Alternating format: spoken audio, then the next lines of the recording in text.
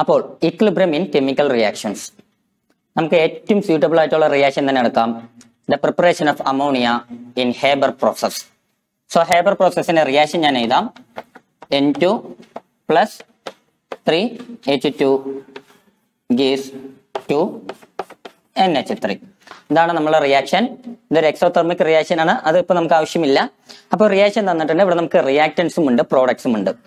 അപ്പോൾ ഇവിടെ നമ്മൾ ചെയ്ത റിയാക്ഷൻ എന്തായിരുന്നു? കുറച്ച് നൈട്രജനും എടുത്തു, കുറച്ച് ഹൈഡ്രജനും എടുത്തു.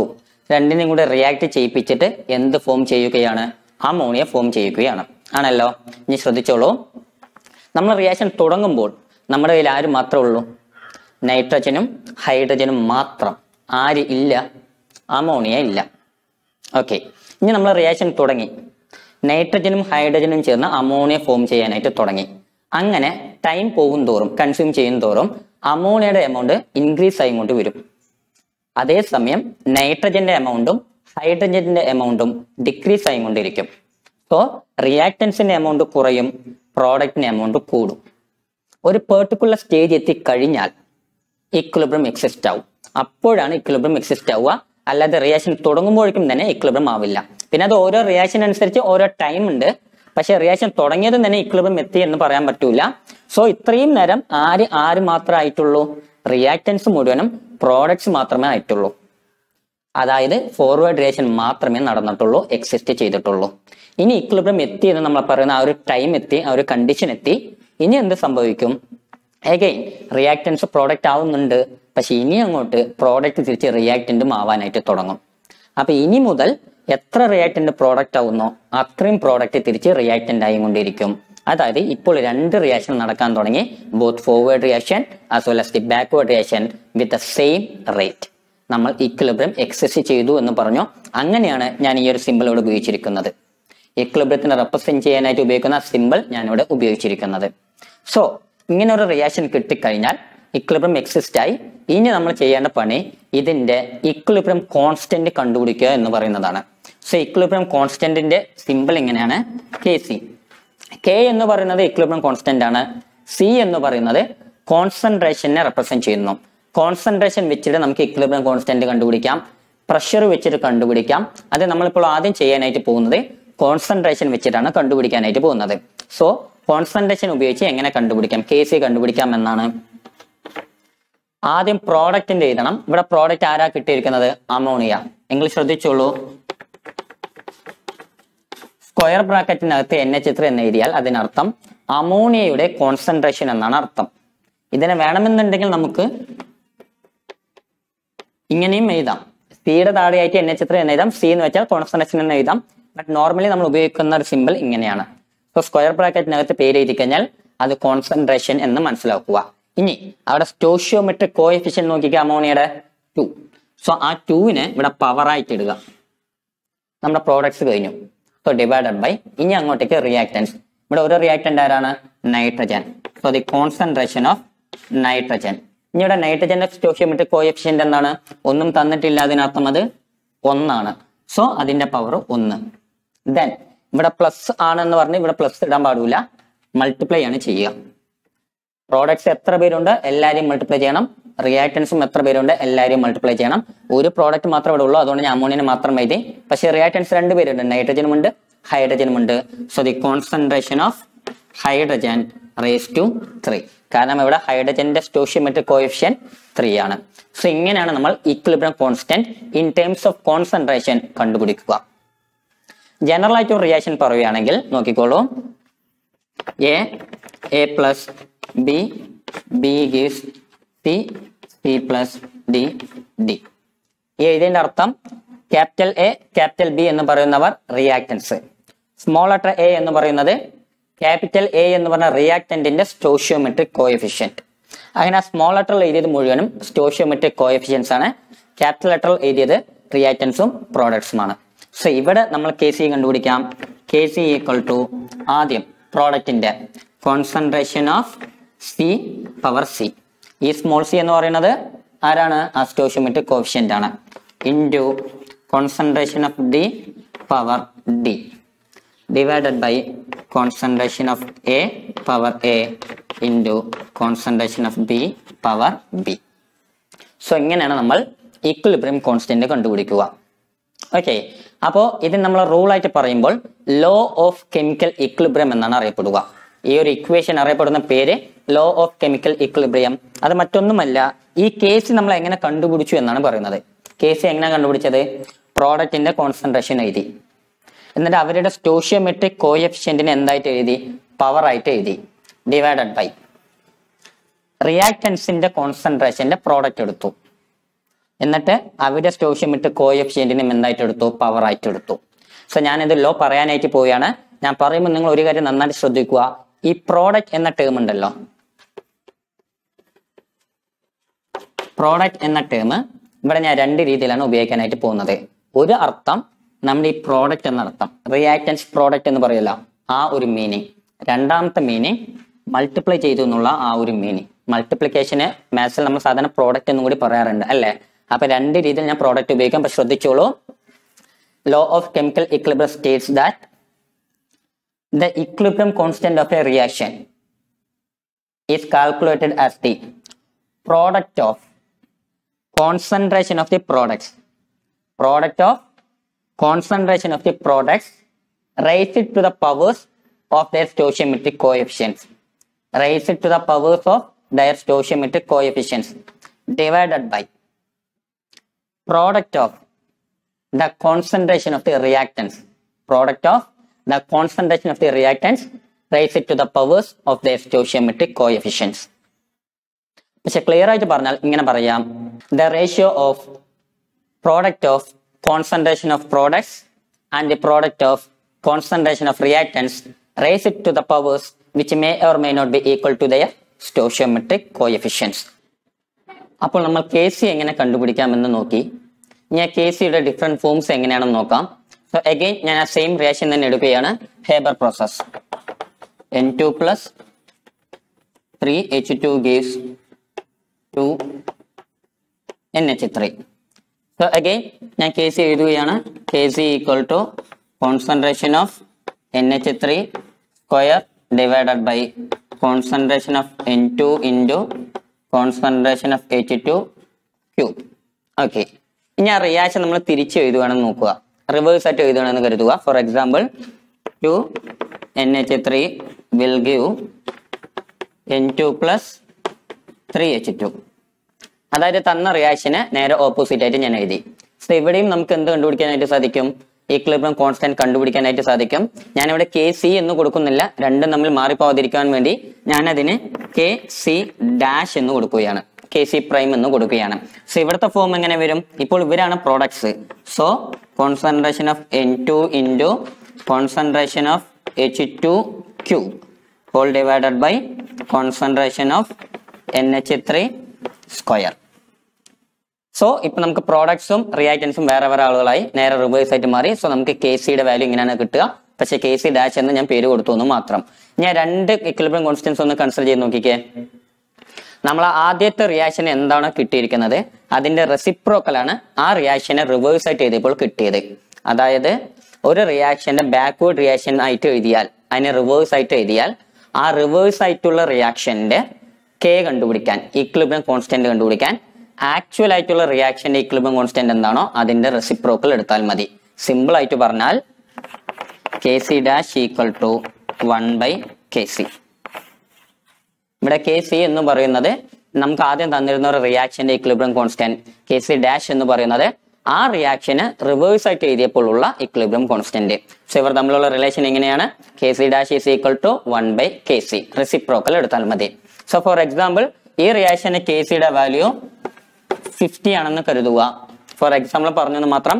അതോടെ KCയുടെ വാല്യൂ 50 ആണെങ്കിൽ ഇവിടുത്തെ KCയുടെ വാല്യൂ എത്രയായിരിക്കും? 1/50 ആയിരിക്കും. സോ അതാണ് നമ്മൾ ഈ റൂൾ എന്ന് പറയുന്നത്. ഇനി ഇതേ തന്നെ മറ്റൊരു രീതിയിലും കൂടി നമുക്ക് നോക്കാം. ഇനി ഞാനിവിടെ നമ്മളെ റിയാക്ഷനെ ഒരു നമ്പർ കൊണ്ട് മൾട്ടിപ്ലൈ ചെയ്യാനായിട്ട് പോവുകയാണ്. ഏത് നമ്പർ വേണമെങ്കിൽ നമുക്ക് എടുക്കാം. ഫോർ എക്സാമ്പിൾ ഞാൻ 2 കൊണ്ട് മൾട്ടിപ്ലൈ ചെയ്യുകയാണ്. സോ നമ്മൾ റിയാക്ഷനെ മൊത്തത്തിൽ അങ്ങനെ 2 കൊണ്ട് മൾട്ടിപ്ലൈ ചെയ്യുമ്പോൾ, ഹോൾ ആയിട്ട് ചെയ്യുമ്പോൾ, ഇവിടെ നൈട്രജന്റെ കോഎഫിഷ്യന്റ് 1 ആണല്ലോ. സോ 2 into 1 2N2 എന്നായിട്ട് മാറും. ദെൻ ഹൈഡ്രജൻ 3 ആണ്. 2 into 3 6H2 gives അവിടെ 2 into 2 4NH3 എന്ന് കിട്ടും. സോ ഇപ്പൊ നമുക്ക് പുതിയൊരു റിയാക്ഷൻ കിട്ടിക്കഴിഞ്ഞു. സെയിം റിയാക്ഷൻ തന്നെയാണ്, പുതിയൊരു സ്റ്റോയിയോമെട്രിക് കോഎഫിഷ്യന്റിൽ നമ്മൾ എഴുതിയെന്നും മാത്രം. ഇനി ഇവിടെ നമുക്ക് കെ സി കണ്ടുപിടിക്കാം. ആൻഡ് അഗൈൻ കൺഫ്യൂഷൻ ആവാതിരിക്കാൻ വേണ്ടി ഞാൻ അതിന് K C double prime double dash കൊടുത്തിരിക്കുകയാണ്. ഓക്കെ, സോ ഇവിടുത്തെ ഇക്വേഷൻ നമുക്ക് എങ്ങനെ വരിക? Concentration of NH3 power 4 divided by concentration of N2 square into concentration of H2 power 6. ഇങ്ങനെയാണ് നമുക്ക് പുതിയൊരു ഇക്വേഷൻ കിട്ടുക. ഈ ഒരു ഇക്വേഷനെ നമുക്ക് എങ്ങനെ എഴുതാമെന്ന് വെച്ചാൽ, സിംപ്ലിഫൈ ചെയ്യാമെന്ന് ചോദിച്ചാൽ, ഇവിടെ എല്ലാത്തിലും പവറിൽ 2 കോമൺ ആയിട്ടുണ്ട് അല്ലേ? ഇവിടെ 4, ഇവിടെ 2, ഇവിടെ 6. അപ്പൊ പവറിൽ നിന്നും ഞാൻ 2നെ കോമൺ ആയിട്ട് എടുക്കുകയാണ്. സോ കോമൺ ആയിട്ട് എടുത്തു കഴിഞ്ഞാൽ എന്താ സംഭവിക്കുക? Concentration of NH3 square divided by concentration of N2 into concentration of H2 cube the whole square. ഈ ഒരു ഇക്വേഷന് എനിക്ക് ഇങ്ങനെയും എഴുതുവാനായിട്ട് സാധിക്കും, പവറിൽ നിന്നും 2 കോമൺ ആയിട്ട് എടുത്തതിന് ശേഷം. ഇനി ഒന്ന് നോക്കിക്കോളൂ, ഈ ബ്രാക്കറ്റിനകത്തുള്ളത് എന്ത് തന്നെയാണ്? നമ്മളെ കെ സി തന്നെയാണ് അല്ലെ? ഇനീഷ്യലായിട്ട് തന്ന അതേ റിയാക്ഷന്റെ ഇക്വിലിബ്രിയം കോൺസ്റ്റന്റ് ആണ് നമുക്ക് ഇവിടെ ബ്രാക്കറ്റിൽ വന്നിരിക്കുന്നത്. അപ്പൊ ബ്രാക്കറ്റിൽ ഉള്ള ആൾക്ക് പകരം നമ്മൾ കെ സി എന്ന് സബ്സ്റ്റിറ്റ്യൂട്ട് ചെയ്താൽ പിന്നെ ബാക്കി ആരാ ഉള്ളത്? സ്ക്വയർ, കെ സി സ്ക്വയർ എന്ന് കിട്ടും. അതായത് നമുക്കിവിടെ എന്താ കിട്ടിയത്? K C double prime equal to K C square എന്ന് കിട്ടി. എന്തുകൊണ്ട് കെ സി സ്ക്വയർ എന്ന് കിട്ടിയെന്ന് നോക്കിയാൽ, നമ്മൾ ഏത് നമ്പർ വെച്ചിട്ടാണ് ഇതിനെ മൾട്ടിപ്ലൈ ചെയ്തത്? 2 ഉണ്ട് അല്ലെ? മൾട്ടിപ്ലൈയിങ് വിത്ത് 2, മൾട്ടിപ്ലൈയിങ് വിത്ത് 2 കൊണ്ട് മൾട്ടിപ്ലൈ ചെയ്തപ്പോഴാണ് നമുക്ക് ആ ഒരു ഇക്വേഷൻ ഈ ഒരു ഫോമിലേക്ക് മാറിയത്. അതുകൊണ്ടാണ് നമുക്ക് കെ സി സ്ക്വയർ എന്ന് കിട്ടിയത്. എന്ന് പറഞ്ഞാലുള്ള അർത്ഥം, ഏതൊരു ബാലൻസ്ഡ് റിയാക്ഷൻ ആയിക്കോട്ടെ, റിവേഴ്സിബിൾ ആയിട്ടുള്ള ഇക്വിലിബ്രിയത്തിൽ എക്സിസ്റ്റ് ചെയ്യുന്ന ഏതൊരു ബാലൻസ്ഡ് റിയാക്ഷൻ ആണെങ്കിലും ആ റിയാക്ഷനെ നമ്മളൊരു കോൺസ്റ്റന്റ് കൊണ്ട് മൾട്ടിപ്ലൈ ചെയ്ത് കഴിഞ്ഞാൽ ആ പുതിയതായിട്ട് കിട്ടുന്ന റിയാക്ഷന്റെ ഇക്വിലിബ്രിയം കോൺസ്റ്റന്റ് കണ്ടുപിടിക്കുന്നതിന് വേണ്ടി നമുക്ക് ഓൾറെഡി അറിയുന്ന ഇക്വിലിബ്രിയം കോൺസ്റ്റന്റ് ഉണ്ടല്ലോ, ആ ഇനീഷ്യലി ഉണ്ടായിരുന്ന റിയാക്ഷൻ, ആ ഇക്വിലിബ്രിയം കോൺസ്റ്റന്റിന്റെ പവർ ആയിട്ട് ആ നമ്പർ സബ്സ്റ്റിറ്റ്യൂട്ട് ചെയ്താൽ മതി. സോ ഇവിടെ നമ്മൾ 2 കൊണ്ട് മൾട്ടിപ്ലൈ ചെയ്തു, അപ്പൊ കെ സിയുടെ പവർ ആയിട്ട് 2 കൊടുത്തു. അതേ തന്നെ നമ്മൾ ഇവിടെ 3 കൊണ്ടാണ് മൾട്ടിപ്ലൈ ചെയ്തതെങ്കിൽ ഇവിടെ കെ സി ക്യൂബ് എന്ന് കിട്ടിയിരിക്കും. 4 കൊണ്ട് മൾട്ടിപ്ലൈ ചെയ്തിട്ടുണ്ടെങ്കിൽ കെ സി പവർ 4 എന്ന് വരും. ഹാഫ് കൊണ്ട്, അര കൊണ്ടാണ് മൾട്ടിപ്ലൈ ചെയ്തതെങ്കിലോ കെ സി പവർ ഹാഫ് എന്ന് വരും. സോ ഏത് നമ്പർ കൊണ്ട് മൾട്ടിപ്ലൈ ചെയ്താലും അതായിരിക്കും വരിക.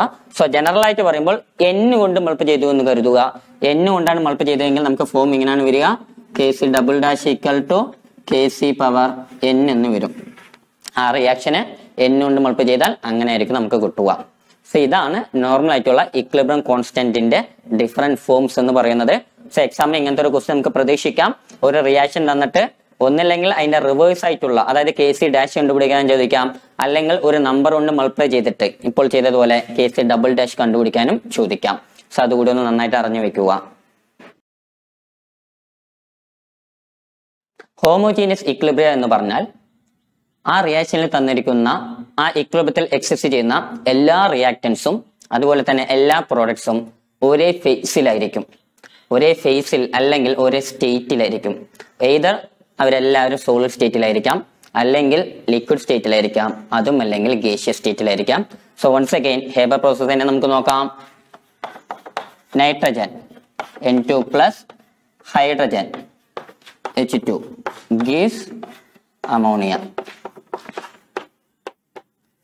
ഇവിടെ നോക്കിക്കോളൂ, നമ്മുടെ റിയാക്ടൻസ് ആയിട്ടുള്ള നൈട്രജനും ഹൈഡ്രജനും ഗേഷ്യസ് സ്റ്റേറ്റിൽ തന്നെയാണ്, പ്രോഡക്റ്റ് ആയിട്ടുള്ള അമോണിയയും ഗേഷ്യസ് സ്റ്റേറ്റിൽ തന്നെയാണ്. സോ ഇവിടെയുള്ള എല്ലാ റിയാക്ടൻസും എല്ലാ പ്രോഡക്ട്സും ഒരേ ഫേസിലാണ്, ഗേഷ്യസ് എന്നുള്ള ഫേസിലാണ് ഇവിടെ കാണപ്പെടുന്നത്. അതുകൊണ്ട് ഇത്തരം റിയാക്ഷൻസിനെ നമുക്ക്, അല്ലെങ്കിൽ ഇത്തരം ഇക്വിലിബ്രിയത്തിനെ നമുക്ക് ഹോമോജീനിയസ് ഇക്വിലിബ്രിയം എന്ന് പറയാനായിട്ട് സാധിക്കും. ഇനി അതേ തന്നെ വേറൊരു എക്സാമ്പിൾ കാണിച്ചു തരാം. ഒരു എസ്റ്ററിഫിക്കേഷൻ റിയാക്ഷൻ എടുക്കാം. CH3COOH acetic acid plus C2H5OH ethanol will give CH3COO C2H5 ethyl acetate plus water. ഈ ഒരു റിയാക്ഷൻ നമ്മൾ നോക്കിക്കേ, ഇവിടെ അക്വസ് സ്റ്റേറ്റിലും ലിക്വിഡ് സ്റ്റേറ്റിലും, അക്വസും ലിക്വിഡ് എന്ന് പറഞ്ഞാൽ രണ്ടും ഒരേ തന്നെയാണ്. അക്വസ് എന്നാൽ വെള്ളം ഒഴിച്ചു തന്നെയാണ് അർത്ഥം, ആ തന്ന കോമ്പൗണ്ടിലോട്ട് വെള്ളം ഒഴിച്ചു തന്നെയാണ്. അപ്പൊ അതും സൊല്യൂഷൻ ഫോമിൽ തന്നെയാണ് കാണപ്പെടുന്നത്. So aqueous form and liquid form രണ്ടും ഒരേ ഫേസ് തന്നെയാണ്. സോ ഇങ്ങനെയുള്ള റിയാക്ഷൻസ് നമ്മൾ പറയുന്ന പേരാണ്, ഇങ്ങനെയുള്ള ഇക്വിലിബ്രിയത്തിന് നമ്മൾ പറയുന്ന പേരാണ് ഹോമോജീനിയസ് ഇക്വിലിബ്രിയം എന്ന് പറയുന്നത്. സോ ഇത്തരം ഹോമോജീനിയസ് ഈക്വിലിബ്രിയം വന്നാൽ നമുക്ക് അവിടെ ഒന്ന് രണ്ട് കാര്യങ്ങളോട് പഠിക്കുവാനായിട്ടുണ്ട്. സോ ഇത്രയും നേരം നമ്മൾ നോക്കിയത് equilibrium constant in terms of concentration ആണ്. ഇനി നമുക്ക് equilibrium constant in terms of pressure നോക്കാം. സോ എഗെയിൻ നമുക്ക് ഹേബർ പ്രോസസ് തന്നെ നോക്കാം. നമ്മളിനി ഈക്വിലിബ്രിയം കോൺസ്റ്റന്റിന്റെ പ്രഷറിന്റെ ടേംസിൽ ഡിസ്ക്രൈബ് ചെയ്യാനായിട്ട് പോവുകയാണ്. ഈ ഒരു ഡെറിവേഷൻ നമുക്ക് ഇമ്പോർട്ടന്റ് ആണ്, എക്സാമിന് ചോദിക്കും. അവിടെ നന്നായിട്ടൊന്ന് ശ്രദ്ധിച്ചു നോക്കുക. ആദ്യം ഐഡിയൽ ഗ്യാസ് ഇക്വേഷനിൽ നിന്നും നമുക്ക് തുടങ്ങാം. നമുക്കറിയാം ideal gas equation PV is equal to nRT ആണ്. ഇതിൽ നിന്നും വോളിയത്തിന് അങ്ങോട്ടേക്ക് കൊണ്ടുപോയാൽ P equal to N divided by V into RT എന്ന് പറയും അല്ലെ. ഇതിൽ N എന്ന് വെച്ചാൽ നമ്പർ ഓഫ് മോൾസ്, V എന്ന് വെച്ചാൽ volume. So N by V എന്ന് പറഞ്ഞാലോ number of moles per volume in litre. അതായത് മൊളാരിറ്റി ആണ് ആ N by V എന്ന് പറയുന്നത്. മൊളാരിറ്റി നമ്മൾ ഫസ്റ്റ് യൂണിറ്റിൽ പഠിച്ചതായിരുന്നു. സോ മൊളാരിറ്റി ആണ് N by V.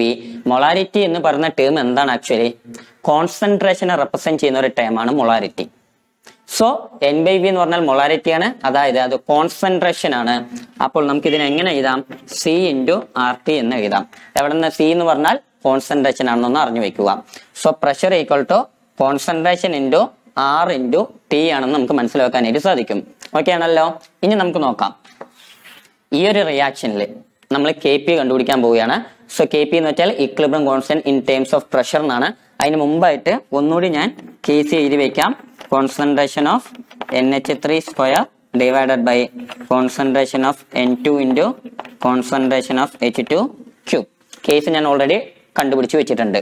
നമുക്ക് Kpയുടെ ഇക്വേഷൻ എഴുതാം. Kp ഈക്വൽ ടു, ഇവിടെ കോൺസെൻട്രേഷൻ വെച്ച് പറഞ്ഞപ്പോൾ നമ്മൾ അമോണിയയുടെ കോൺസെൻട്രേഷൻ എടുത്തു, നൈട്രജന്റെ കോൺസെൻട്രേഷൻ എടുത്തു, ഹൈഡ്രജന്റെയും കോൺസെൻട്രേഷൻ എടുത്തു. നമ്മളിവിടെ ആരെ കുറിച്ചാണ് പറയുന്നത്? പ്രഷർ. അപ്പൊ അവരുടെ കറസ്പോണ്ടിങ് ആയിട്ടുള്ള പ്രഷർ നമുക്ക് എടുക്കാം. സോ എങ്ങനെ വരിക എന്ന് ചോദിച്ചാൽ PNH3. അവിടെ സബ്സ്ക്രിപ്റ്റ് ആയിട്ട് ഞാൻ NH3 എന്ന് എഴുതിയതിന്റെ അർത്ഥം അമോണിയയുടെ പ്രഷർ എന്ന അർത്ഥത്തിനാണ്. ഓക്കെ. So PNH3 square.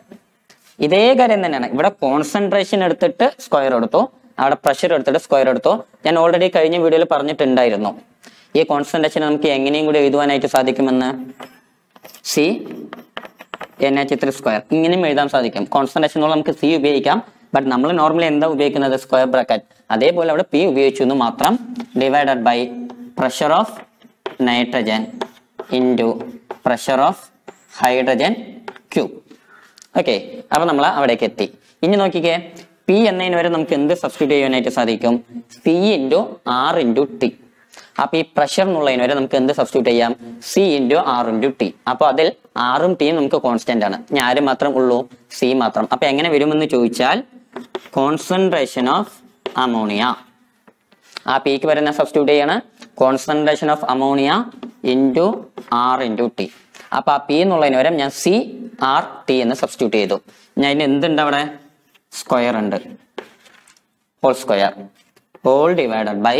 ഞാൻ അതേപോലെ നൈട്രജൻ ഞാൻ കൊടുക്കണേ. ഇവിടെ പ്രഷർ ഓഫ് നൈട്രജൻ അതിനെ കൊടുക്കുമ്പോൾ എങ്ങനെ വരും?